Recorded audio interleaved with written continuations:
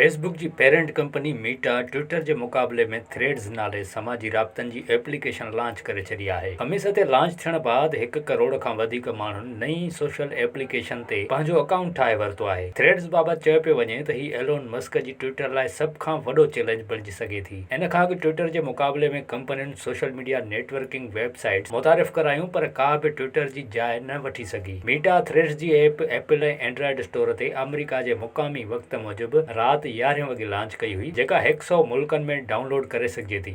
Europe में data security जे ख़दशनि सबबि फ़िलहाल लॉन्च नाहे कई वई। थ्रेड्स जे लॉन्च थींदे ई मशहूर आमरीकी गाइणी जेनिफर लूपेज़, शकीरा ऐं अदाकार ह्यू जैकमैन जा अकाउंट बि ऐप ते एक्टिव थी विया आहिनि, जॾहिं त मीडिया इदारनि मां वाशिंगटन पोस्ट, रॉयटर्स ऐं दी इकोनॉमिस्ट बि इस्तेमाल करणु शुरू करे छॾी आहे। हिन नएं प्लेटफॉर्म ते फेसबुक जे बानी मार्क ज़ुकरबर्ग पंहिंजी पहिरीं पोस्ट में वापेदारनि खे भलीकार चवंदे चयो त हिन ऐप जा इस्तेमाल कंदड़ 1 अरब खां वधण घुर्जनि। ट्विटर वटि अहिड़ो कमु करण जो मौक़ो हुयो, पर हुननि न कयो। मार्क ज़ुकरबर्ग उमीद ज़ाहिर कई आहे त थ्रेड ते 1 अरब वापेदारनि जे अकाउंट्स जो टारगेट मुकमल थी वेंदो। पंहिंजी पहिरीं पोस्ट जी कुझु देर बाद ई मार्क ज़ुकरबर्ग लिखियो त पहिरें 4 कलाकनि में 50 लख खां वधीक माण्हुनि साइन अप करे वरितो आहे, जॾहिं त कुझु देर में ॿीहर हुन हिक पोस्ट में ॿुधायो त 7 कलाकनि में 1 करोड़ वापेदारनि साइन अप कयो आहे।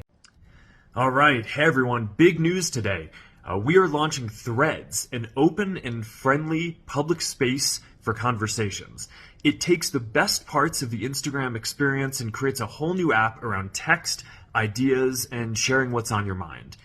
You just sign up with your Instagram account, you have your followers already there, and you can just get into it and get started. And it is available on the App Store now. The people who've tried it out so far, the reactions have been really great. And I am looking forward to the fun journey ahead to turn this into the kind of big and friendly community that I think we all want to see in the world.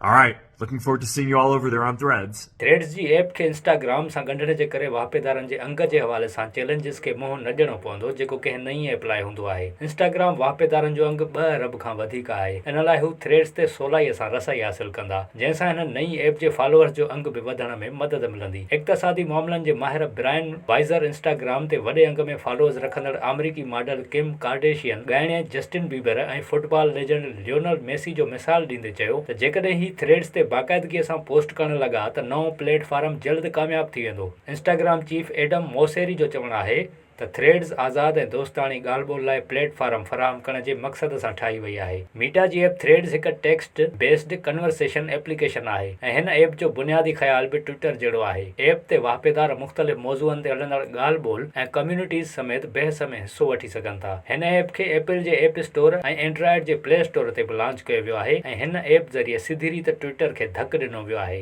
App जा मुख़्तलिफ़ features बि आहिनि, पर हाणे इहो वापेदारनि ते हूंदो त इहे ऐप खे केतिरो पसंदि कनि था। ट्विटर ते कुझु मरहलनि ते पैसा ॾियणा पवंदा आहिनि, पर हीअ ऐप बिल्कुलु मुफ़्त आहे ऐं हिन ऐप ते अकाउंट इंस्टाग्राम ज़रिए ठाहे सघिजे थो। हिन वक़्तु थ्रेड्स ते के ट्रेंडिंग जा टॉपिक न पिया अचनि, पर उमेद कई पई वञे त जीअं ई वापेदार वधंदा त ट्रेंडिंग जा टॉपिक बि अची वेंदा।